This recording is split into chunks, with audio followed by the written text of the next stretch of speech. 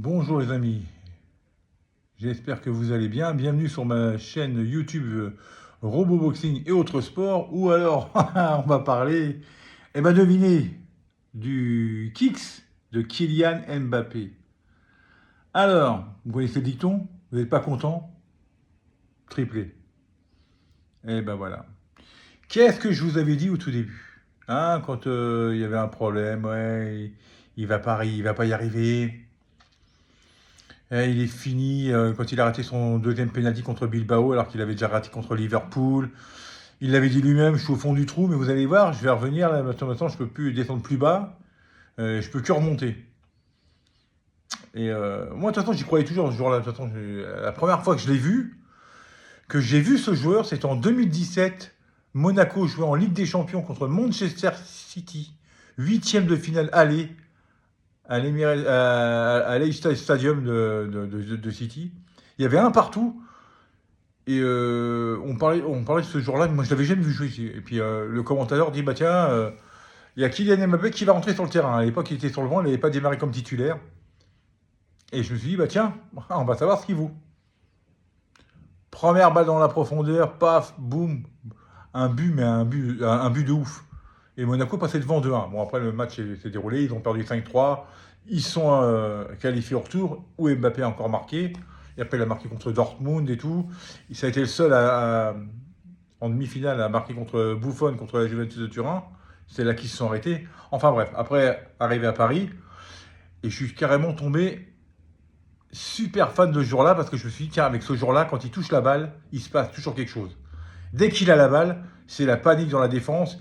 Il a une vivacité incroyable, une rapidité alors là, incroyable. Je crois que pendant la Coupe du Monde 2018, la chevauchée qui fait en huitième de finale contre l'Argentine, il a été chronométré à plus de 37 km/h avec le ballon. Hein, parce qu'on va toujours plus vite sans ballon, évidemment.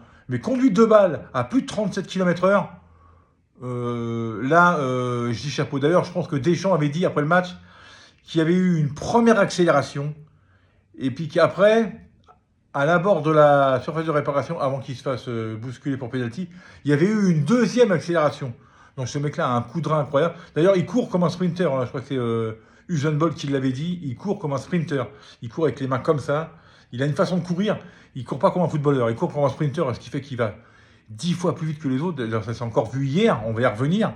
Le deuxième but qu'il met hier, le premier est déjà incroyable. Hein. Cet échange avec Bellingham et tout, là, qui leur met... qui contrôle, qui regarde, qui voit Mbappé s'incruster, qui lui remet direct, reprise instantanée but. Mais le deuxième, quand ça part du milieu de terrain, qui la passe à Rodrigo, qui suit... Tout le monde aurait cru en première partie de saison, quand il était un peu perdu sur le terrain, parce qu'il ne savait pas comment jouer les joueurs du Real Madrid, et qui ne savaient pas ce que eux attendaient de lui, et eux ne savaient pas non plus ce que lui attendait d'eux, hein. C'était ça. Il se remet à l'intérieur. Quand on vous voyait la course, quand il contourne Rodrigo qui se met sur l'aile gauche, il va à une vitesse incroyable. Rodrigo lui met, contrôle, intérieur du pied, entre les jambes du défenseur, petit filet. C'est juste monumental. Et là, je vous dis, il revient, ça redevient le Kylian Mbappé qu'il y a 2021, 2022, enfin même qu'il y avait eu avant, en 2018, 2019. Celui qui a sauvé le cul du Paris Saint-Germain à multiples reprises quand Neymar était abonné à la pharmacie. Donc moi, ça me fait plaisir et ça me fait bien marrer parce que là, depuis ce matin, il est sur tous les réseaux sociaux. Instagram, Facebook, machin. Et vas-y, triplé, machin. Il y a ses buts qui sont remis en boucle et tout. Il y a les youtubeurs qui sont sur le cul. Enfin, tout le monde. Hein. Et moi, ça me fait bien marrer parce que moi, j'en ai jamais douté. J'ai dit, quand il arrive au début, ça me faisait chier. Hein. Il faisait des matchs, je ne le voyais pas. Des fois, je regardais la télé, je dis, mais qu'est-ce que tu fous? Alors que je savais que c'était un apprentissage et que c'était le Real Madrid, c'était pas le Paris Saint-Germain. Hein. C'était pas, il n'y a pas de star. Hein. Personne n'est au-dessus de l'institution. D'ailleurs, il l'a dit lui-même à une interview en disant, je ne pouvais pas arriver en tant qu'Mbappé en disant, moi j'ai été plusieurs fois meilleur buteur de mon championnat. J'arrive, tu me passes le ballon et en gros tu fermes ta bouche. Non, non. Il arrive, il faut que je me mette au service des autres. Il faut que je comprenne comment ça joue. Je suis en apprentissage, je découvre. Vous jouez avec un mec comme Bellingham, Vinicius, Rodrigo, Modric et tout ça, qui ont gagné la Ligue des Champions quand il n'était pas là. Le mec ne pouvait pas se permettre d'arriver en disant oh, moi je m'appelle Mbappé, les mecs, c'est moi le patron. Non, non, il arrivait avec toute humilité. Et puis il a fallu qu'il s'y fasse. Mais là, on voit que. Et puis au début, quand il jouait, moi je voyais, il avait la triste mine. Il souriait pas, on voyait qu'il était perdu, qu'il se demandait comment il fallait faire. Il était agacé. Pas agacé, mais frustré. Frustré. Et puis il y a toujours un déclic à un moment donné. Quand vous voyez que le mec il bosse à l'entraînement, parce que même les joueurs ils ne comprenaient pas, il fait à l'entraînement, il fait des trucs de dingue, mais il n'arrive pas à les reproduire en match. Et ça, c'est entre l'entraînement et le match, hein, c'est comme un boxeur. Hein. Il fait des sparring partners, il va traîner comme un. Il va tirer, il va travailler comme un dingue, puis arriver sur le ring, il va être frustré parce qu'il ne trouve pas la solution. Combien de fois, et là je fais une parenthèse à la boxe, et au GOAT qu'il y a derrière moi, Floyd Money Mayweather, combien de fois l'adversaire, avant de le combattre, on dit ouais, le mec d'avant, il n'a pas trouvé la solution, mais moi je l'ai. Et une fois qu'il est sur le ring, aucune solution parce qu'il est imprenable. Et Mbappé, c'est pareil, il faisait des trucs de dingue à l'entraînement. Moi je voyais des vidéos, il faisait des trucs de dingue, mais des trucs de dingue. Mais en match, merde, il n'y avait plus rien. Enfin, pas plus rien, mais. Alors les gens se sont mis à dire ouais, il est fini à 25 ans. Bon, là, il vient d'en avoir 26, mais. C'est vrai que des fois, je le voyais contrôler la balle. Je dis, mais attends, il ne sait même plus contrôler une balle. Non, c'est pas possible. Il y a un truc qui ne va pas. Et donc, c'était pas une histoire de poste. Non, c'est pas parce qu'il joue pas à gauche. Quand il joue à gauche, des fois que Vinicius n'était pas là, c'était pareil. Avec l'équipe de France à l'Euro, il joue à gauche, ça a été merdique. Faut pas se le cacher. Je suis ultra fan de ce joueur-là depuis que je l'ai découvert en 2017. J'ai dit, c'est mon.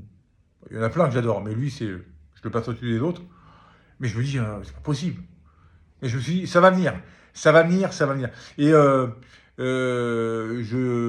j'envoie de temps en temps des messages à Riles, dont je salue, et je vous conseille de suivre sa chaîne YouTube qui s'appelle Les Vidéos de Riles, un pro madrilène, hein, mais bon, le mec est objectif, il décortique les matchs comme jamais, et j'avais discuté avec lui, et je lui avais dit, quand ça viendra, quand il aura capté, quand il sera adapté, et qu'il aura compris comment ça marche à Madrid, ça va cartonner, ça va faire très mal.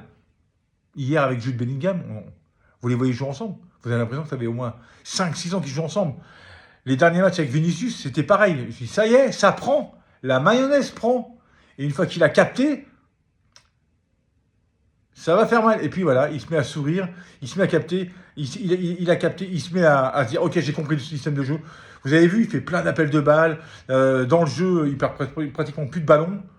Il joue super intelligemment quand il sent qu'il ne peut pas dribbler, qu'il est en position arrêtée, il se dit bon, ou alors qu'on lui donne la balle, qu'il est dos au but, alors que lui, c'est plutôt dans le sens du but qu'il est plus fort. Il fait des contrôles, il regarde un peu. Il est vachement altruiste aussi. C'est super. Franchement, c'est super. Et hier, il nous a fait une masterclass.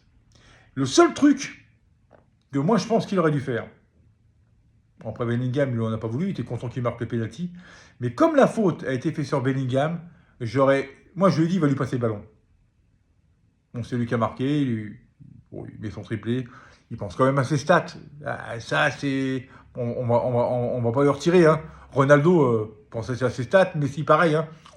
Ils en sont tous au même point. Mais j'espère que la prochaine fois, il lui donnera. Parce que Bellingham, quand vous avez un joueur comme ça dans votre équipe, lui, c'est le Zidane numéro 2. Hein. Le Zidane des années modernes. Il a tout, ce mec. Il a tout. Il sait tout faire à n'importe quel poste. Il est généreux comme tout. Il sait dribbler. Il sait passer. Il sait marquer. Il sait tirer. Il sait défendre. Allez savoir. Courtois est blessé. Qu'il prenne les gants. Et je suis sûr qu'il fera des malheurs. Tellement ce mec est bon à tous les postes. Ce mec, sans le football, je ne vais pas dire plus, hein, parce que bon, là, c'est un mec qui il va sortir bon. Sans le football à 2000%. Madrid hier, voilà, Asensio latéral droit. On s'est dit, bon, c'est pas un mec, c'est mieux que Vasquez. Il fait peut-être pas des offensives comme Vasquez le fait, quoiqu'à un moment donné, il a déballé pratiquement tout le terrain. C'était sympa. Mais ce mec-là est sûr. Valverde, n'en parlons pas. Tchouaméni en défense centrale, j'avais un peu peur, mais hier il a fait son boulot. Rudiger, bon voilà, la classe. Courtois a eu 2-3 arrêts à faire, bon voilà. Modric, très bien aussi. En fait, ils étaient tous très bien. Il n'y a pas de bémol à donner. Bon, évidemment, vous allez me dire, c'était Valladolid, dernier du classement, c'est faible en face. Ouais, mais en parlant d'Mbappé, la première partie de saison, même quand c'était faible en face, il n'y arrivait pas. Donc, c'est ça l'important. Et à mon avis, pour la seconde partie de tableau, enfin, seconde partie de saison, ça va faire très très mal. Là, ça. Et j'attends un autre classico. Bon, il y aura un match retour en Liga, mais j'espère qu'ils vont qu'ils vont se retrouver en Coupe du Roi ou alors en Ligue des Champions. Et là, ça va pas être la même. Ça va pas être la même. Enfin voilà, fallait que je vide mon sac. Voilà, tous les détracteurs, j'espère que vous allez, qu'ils vont retourner leur veste. Il y en a plein qui vont retourner leur veste et tout. Je vous ai dit, ce mec-là, c'est top 3 player minimum. Quand il joue comme ça, le ballon d'or, ça va être lui ou Vinicius. C'est marrant, ils sont dans la même équipe, hein. Mais à mon avis, ils vont être durs à détrôner. Voilà mes amis, sur ce, je vous souhaite un excellent dimanche, fin de dimanche à toutes et à tous. On se retrouve bientôt pour une nouvelle vidéo. On va parler boxe parce que là, il y a des affiches qui vont tomber en masse. Et là, il va y avoir de quoi débriefer, enfin, pronostiquer et débriefer par la suite. Je vous dis à très bientôt. Et surtout, prenez bien soin de vous. Allez, ciao.